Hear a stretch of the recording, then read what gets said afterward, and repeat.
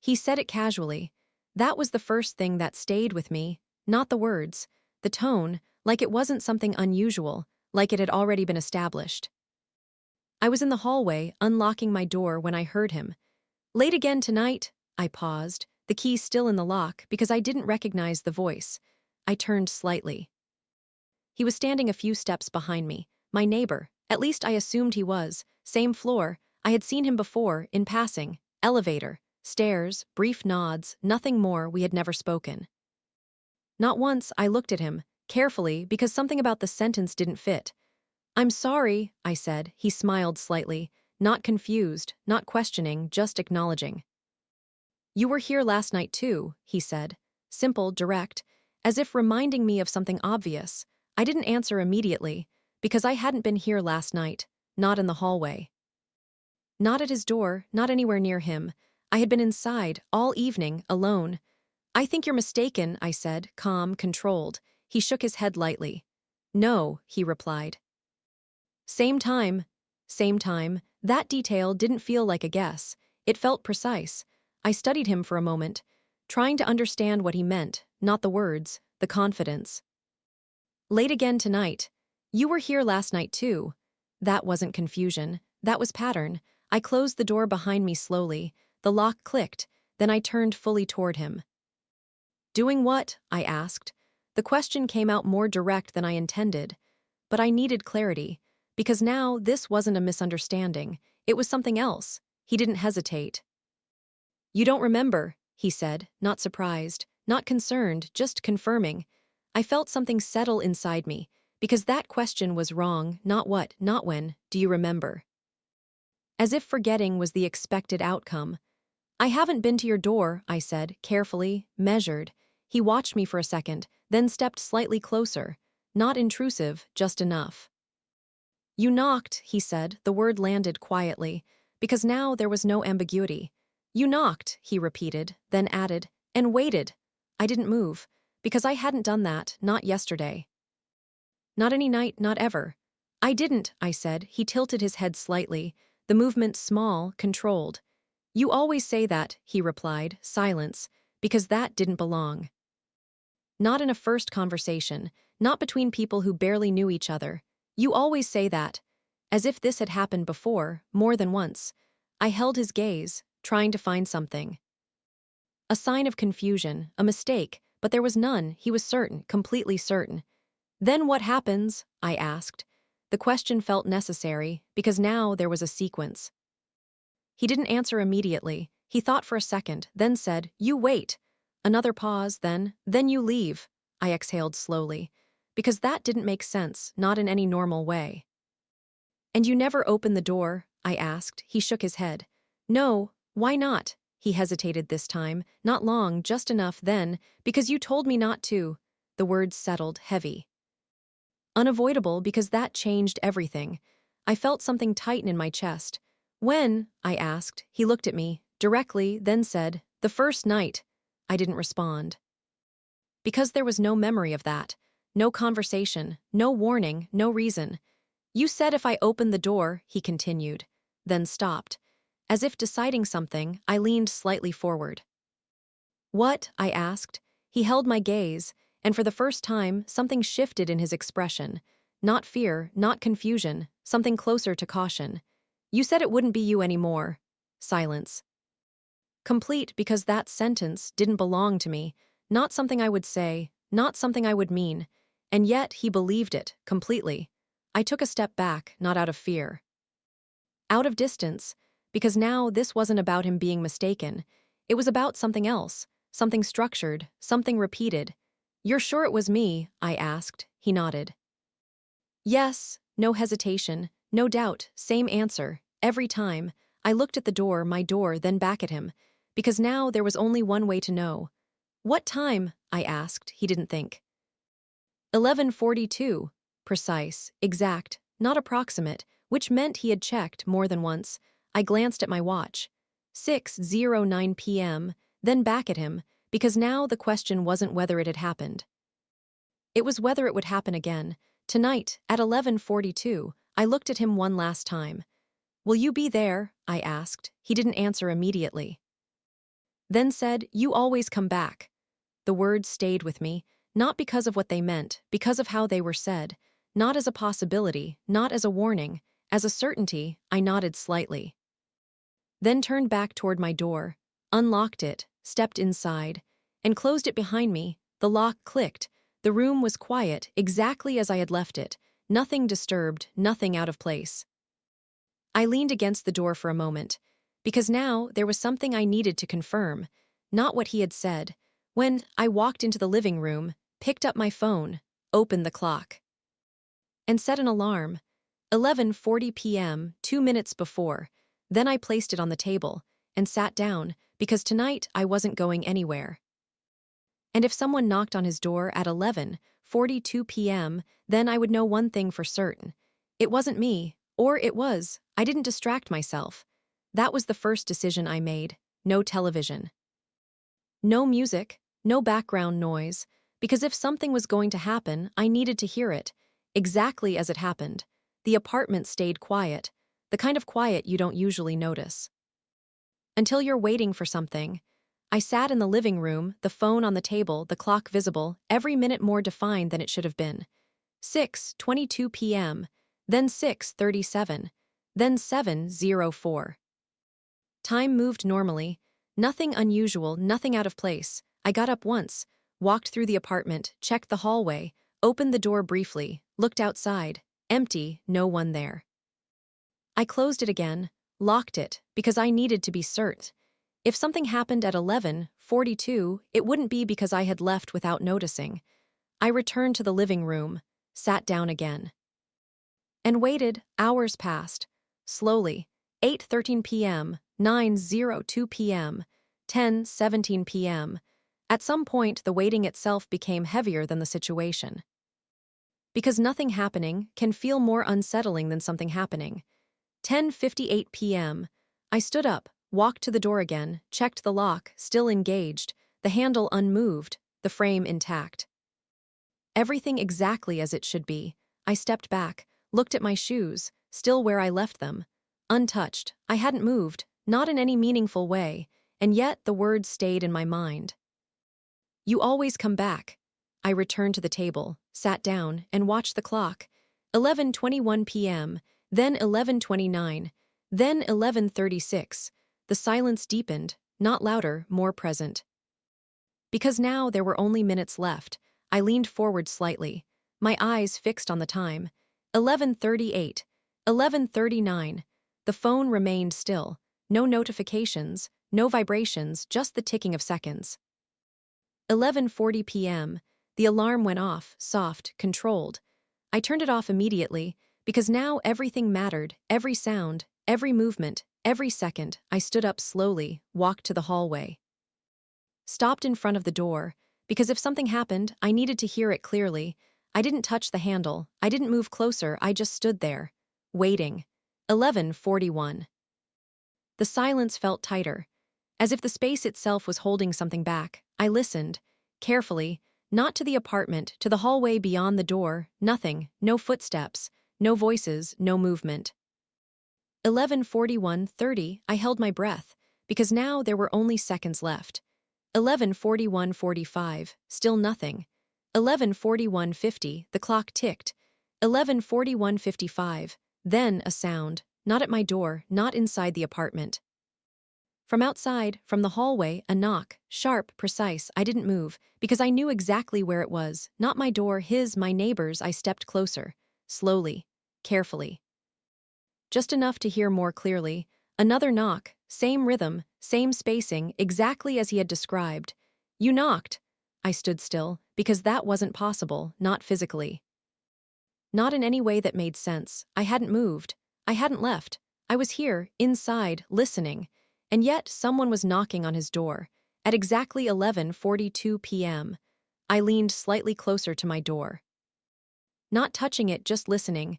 The knock came again, then silence. Then a faint sound from his side, movement, a step closer, then his voice, muffled through the wall. "You're back." The words were quiet, but clear enough, and they weren't directed at me. They were directed at whoever was outside his door. I felt something settle inside me. Cold, precise. Because now there was no doubt left, something was there. At his door. Knocking, waiting, and he believed it was me. I didn't move, I didn't speak, I just stood there, listening. Because the next part was what mattered. The part he hadn't fully explained. The part where something changed. The hallway went quiet again. Then his voice, closer this time, right at the door. "You said not to open," he said, silence. Then another voice, faint, barely audible, but there, a reply. I froze, because I knew that voice, not from the hallway, from myself. It sounded like me. "Good," it said, soft, calm, controlled. I didn't breathe, because that wasn't possible, not in any normal way, not with me standing here, inside, listening. And yet there it was, my voice, outside. At his door, answering him, I stepped back slowly. Because now this wasn't just something repeating. It was something active, something present, something that existed at the same time as me. I looked at my hands, then back at the door, then toward the wall, because the sound was still there. Faint, then his voice again. "What happens tonight?" he asked, a pause, then my voice. "Outside, same as always." The words landed quietly, but they changed everything. Because that meant this wasn't new, this wasn't a one-time event, it had been happening more than once. More than twice. A pattern, a repetition, a structure, and I had never known. I stood there, in the hallway, inside my apartment, listening to something that shouldn't exist. And for the first time, I understood what he meant. "You always say that." Because I had, not here, not consciously, but somewhere at some point I had been there, saying those words. And now it was happening again, without me. I didn't go to the door, not immediately. Because whatever was happening on the other side wasn't something I could interrupt by opening it. If anything, opening it might make it worse. "You said if I opened the door, it wouldn't be you anymore." His words came back, clear and precise, and now I understood why he hadn't opened it. Because he had already seen something, something that convinced him not to. I stepped back into the living room slowly, every movement controlled, every sound reduced. Because I didn't want to interfere, not yet. I picked up my phone, looked at the time. 11:43 p.m. Then I did something I hadn't done before. I opened the camera, not to record, to see. Because if something was there, if something was standing outside his door, maybe I could catch it. Even if I couldn't see it directly. I walked back toward the hallway, carefully. Held the phone up, pointed it toward the door, and listened. The hallway was quiet again, no knocking, no voices, nothing. I waited, 10 seconds, then a faint movement, not loud, not clear. Just enough. I leaned closer, still not touching the door, still not opening it. And then I heard it, footsteps, soft, measured, moving away from his door, toward mine. I froze. Because that wasn't part of what he described. He had said, "You knock, you wait, then you leave, not you come here." The steps got closer, one at a time, slow, deliberate. I stepped back instinctively, because now whatever was outside was moving, toward me. I held the phone tighter, the camera still on, the hallway still unseen, then the steps stopped. Right outside my door, silence, complete, heavy. I didn't breathe, because this was the moment. The one I had been waiting for, but not like this, not from this side. The door remained still. No movement, no handle turning, no knock, just presence. I raised the phone slightly, aimed it directly at the door, because if something was there, I needed to see it. Even if only through the screen. The camera showed the inside of the apartment, the door, the frame, nothing else. No distortion, no shadow, no indication of anything outside. I waited. Then the phone screen flickered, just for a second. And in that moment, I saw it, not clearly, not fully, but enough. A shape, standing just beyond the door, close, still, facing inward. I lowered the phone slightly, then raised it again. The image was normal, nothing there, but I had seen it. I knew I had. The silence remained, unbroken, then a knock, not loud, not sharp, soft. Controlled, right on my door. I didn't move, because now the sequence had shifted. It wasn't at his door anymore. It was here, with me. I looked at the handle, still, then at the phone. Still recording, still showing nothing. Then another knock, same rhythm, same spacing, exactly like before. I felt something settle inside me, because now the pattern had reversed. I wasn't the one knocking. I was the one inside, listening, waiting. And on the other side, something was repeating the same sequence. With me, I stepped back slowly. Because now I understood the structure. Not completely, but enough. Whatever that was, it wasn't just copying me. It was replacing positions, switching roles. Tonight, I was the one inside. And something else was taking my place outside. I looked at the phone again, then at the door.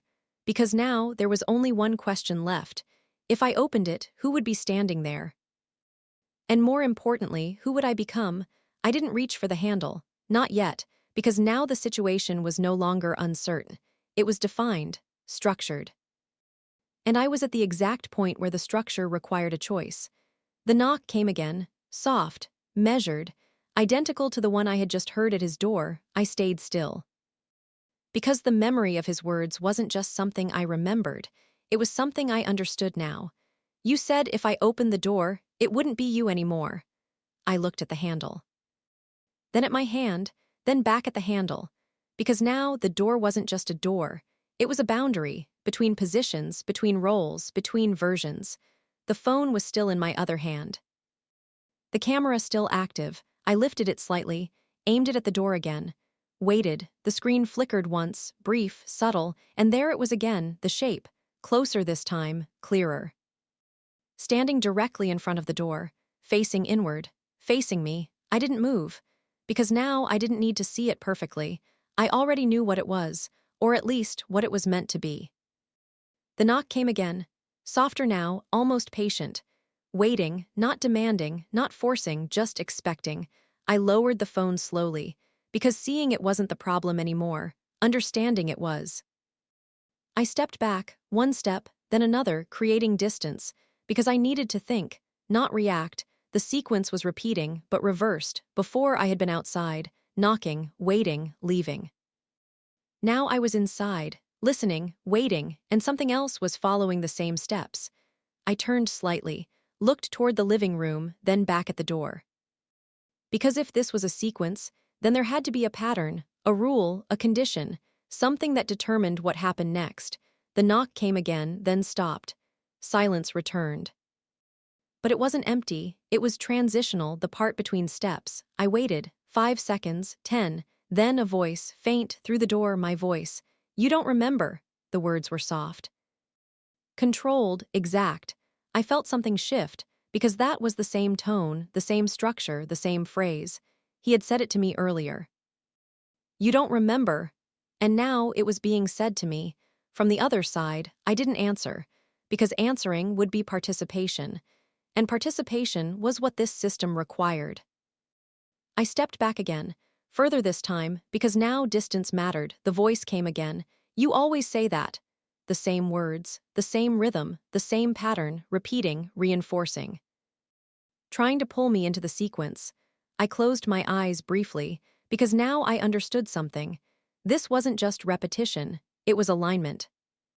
The system was trying to place me into the role I had already played. Not here, not consciously, but somewhere.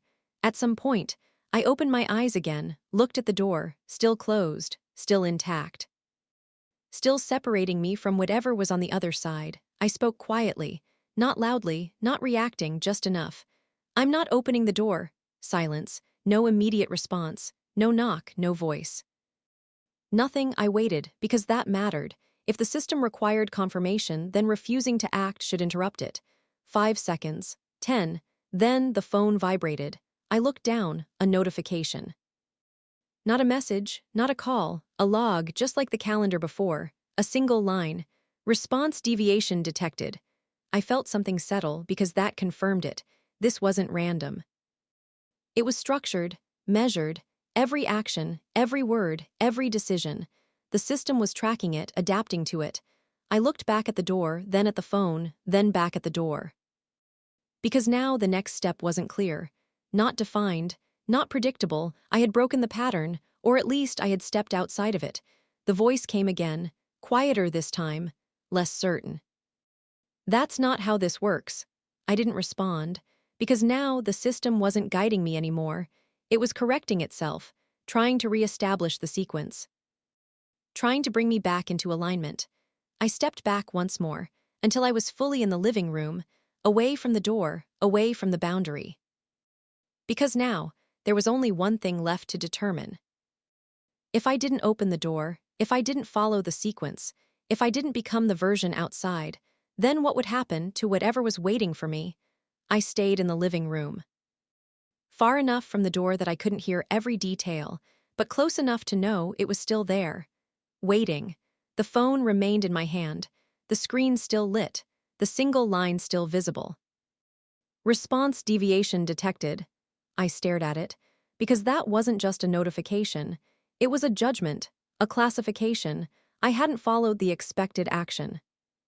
And now the system had acknowledged it. I sat down slowly, placed the phone on the table, then leaned back, because now the sequence had been interrupted, and I needed to see what came next. The apartment stayed quiet. No more knocking, no more voice, no more movement at the door, just silence, but it didn't feel finished. It felt like something had paused, not ended, paused. I looked toward the hallway, the door still closed, still separating me from whatever had been there, and that's when I noticed it. The silence wasn't empty, it was shifting, subtle but present. Like something was adjusting, recalculating. I leaned forward slightly, because now the system wasn't following the original pattern. It was adapting to a new one. I picked up the phone again. The screen had changed. The single line was gone, replaced by something else.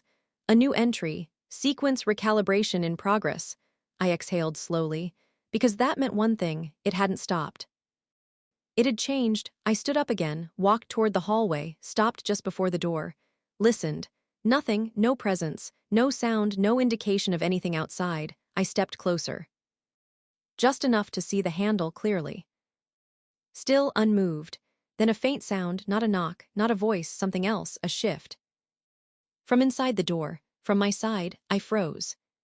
Because that didn't make sense. The sound wasn't coming from outside.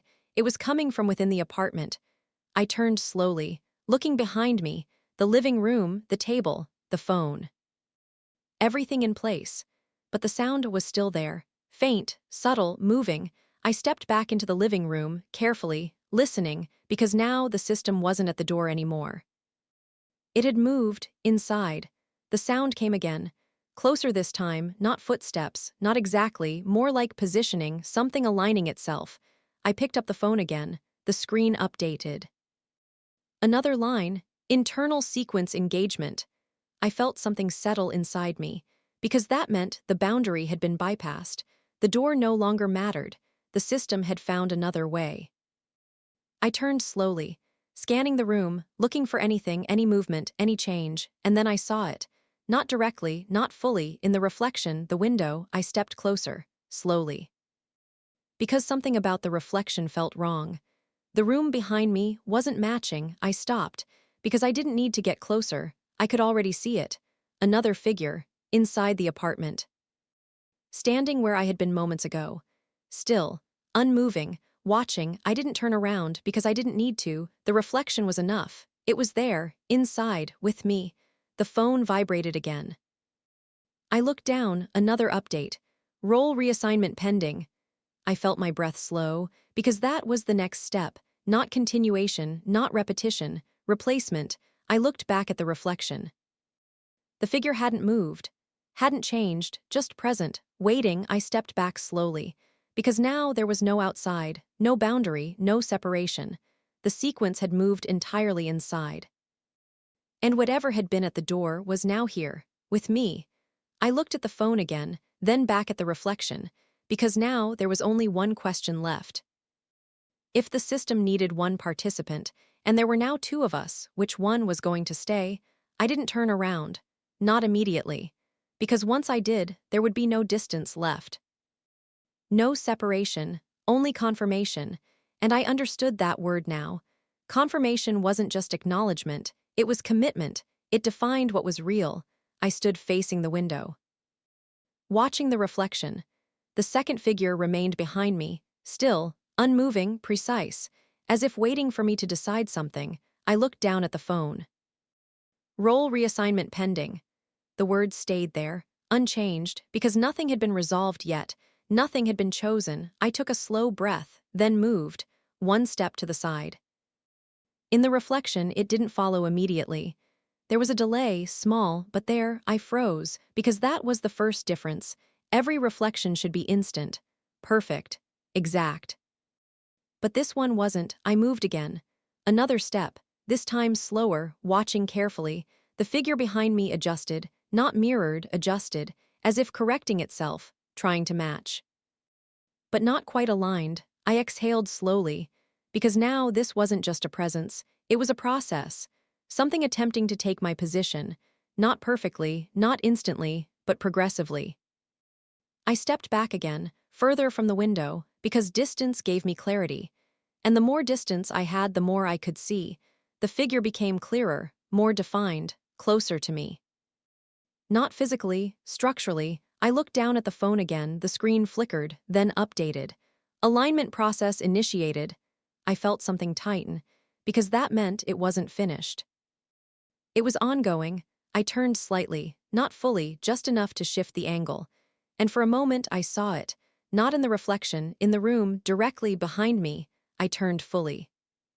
Because now avoiding it wasn't useful anymore. The figure stood there, exactly where I had been minutes ago. Same posture, same height, same outline, but not identical, not completely. The details weren't finished. The face wasn't clear, not blurred, not hidden, just incomplete, like something still forming. I didn't move, because now this wasn't something external. It was something becoming. The phone vibrated. Another update. Primary role stability decreasing. I glanced at the screen, then back at the figure, because that was the first direct indication. Not just observation, not just sequence. Evaluation. Something was measuring which version was more stable, more consistent, more aligned. I took a step forward, toward it, not aggressively. Just enough to change the distance.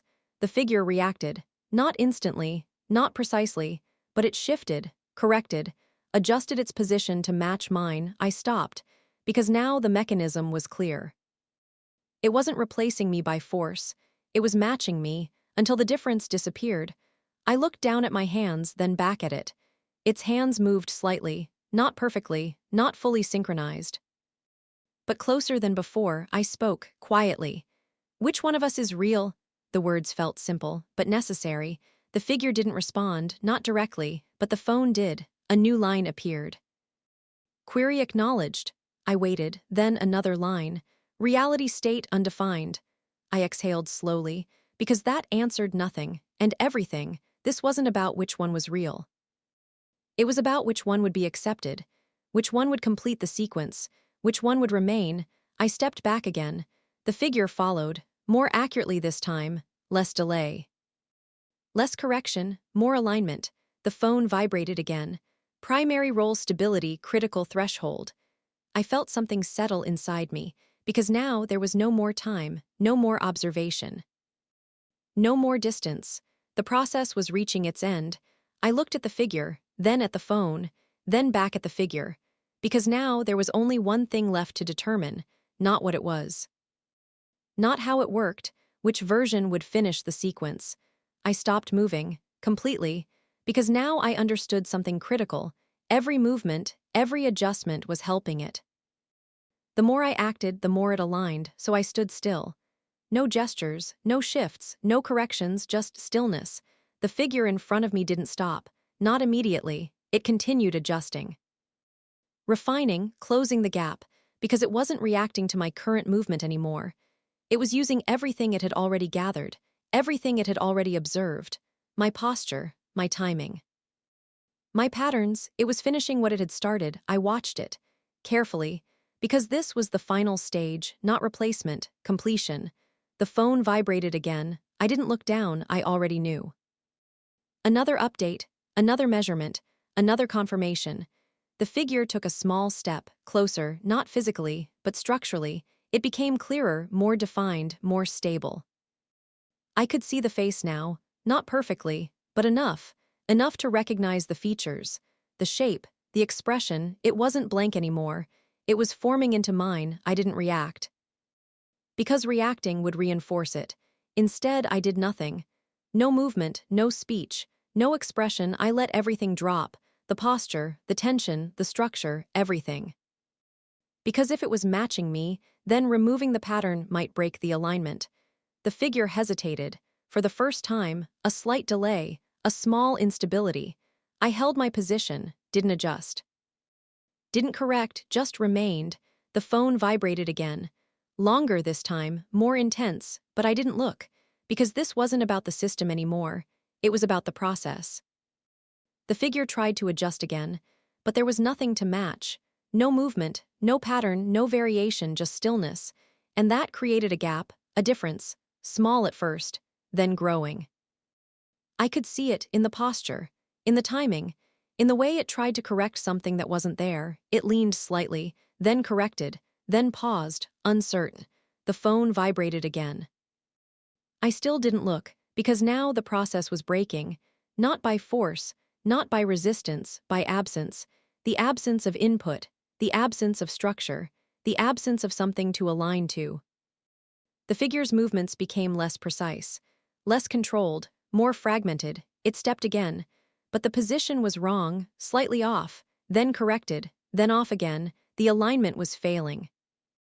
I remained still, completely, because now that was the only thing that mattered. Not action, not reaction, nothing. The phone vibrated sharply, a different pattern, a different intensity. And this time the figure reacted to it, not me. It turned slightly, as if pulled, as if redirected. Then it stopped, completely, frozen like I was, but not the same, not stable, not consistent. Just paused. I finally looked down at the phone. The screen was filled with updates. Lines, status changes, alerts all at once, but one stood out. Primary role stability unresolved. I exhaled slowly, because that was the first time it hadn't reached a conclusion. Unresolved, not replaced, not confirmed, not completed, just incomplete. I looked back at the figure. It hadn't moved, hadn't adjusted, hadn't aligned, because there was nothing left to match. No pattern, no input, no structure. I stepped back slowly. And for the first time, it didn't follow. It stayed where it was, unfinished, uncertain. I looked at it, then at the phone, then back at it, because now the sequence hadn't ended. But it hadn't completed either. It had stopped right in the middle. And that meant one thing: neither of us had finished the process. We stayed like that, separated by a few steps. But no longer mirrored, no longer aligned, no longer part of the same structure. The figure remained where it was, unfinished, uncertain, not advancing, not correcting, just existing. I looked at the phone again, the screen still active, the updates still visible, but no new lines appeared. Everything had stopped, exactly where it was. Primary role stability unresolved. The word stayed, unchanged, final. I lowered the phone slowly, because now there was no next step, no continuation, no instruction, just this. I took a slow breath, then stepped to the side. The figure didn't move, didn't react, didn't adjust. I stepped again. Another direction, still nothing, because now it had nothing to follow. Nothing to match, nothing to align to. I leaned slightly forward, watching carefully, looking for any response, any correction, any sign that the process would restart. But there was none. The system had stopped, not by completion, by failure. I straightened again, because now that left only one question. What happens to something that never finishes? I looked at the figure. Then slowly walked past it, not touching, not interacting, just moving through the space. It didn't react, didn't shift, didn't acknowledge me. It remained where it was, frozen in its last state. Half-formed, incomplete. I reached the hallway, stopped, looked back. It was still there, exactly the same. I walked to the door, opened it. The hallway outside was quiet, empty, normal. I stepped out, turned, looked toward my neighbor's door, closed, still, no movement, no sound, as if nothing had happened. I stood there for a moment, then knocked. Once, soft, controlled. Just like before, I waited. No response. I knocked again. Same rhythm, same spacing, still nothing. I stepped back slightly, because now the sequence wasn't continuing. It wasn't repeating. It was gone. I turned back toward my apartment, walked inside, closed the door, locked it, then stood there, because now there was no structure left to follow. No pattern, no role, just space. I walked back into the living room. The figure was still there, unchanged, unfinished. I looked at it one last time, because now it wasn't something trying to replace me. It was something that had failed to, and that meant it would never complete. I picked up the phone again, looked at the screen. Still the same, still unresolved. I scrolled through the entries. Every step, every phase, everything that had led here. And then, at the very bottom, a final line appeared. Not triggered by me, not connected to any action, just there. Fallback state engaged. I stared at it, because that was new, completely new. I waited. Then another line. Original role retained. I exhaled slowly, because that was the resolution. Not replacement, not completion. Retention. I looked back at the figure, then at the phone, then back at the figure, because now there was no ambiguity left. I was still here, still present. Still me, and it was not. I stepped closer. Carefully, because now it wasn't something to fear, it wasn't active. It wasn't adapting, it was static. I reached out, slowly, and touched it. The surface felt empty, not solid, not real, just absence. I pulled my hand back because that was enough. I turned away, walked to the trash, picked up the bag, opened it, then paused. Because I didn't need to do anything else. The system had already resolved itself. I let the bag fall closed, walked back to the table, placed the phone down, and sat. Because now there was nothing left to confirm, nothing left to align, nothing left to complete, just silence. And this time it stayed.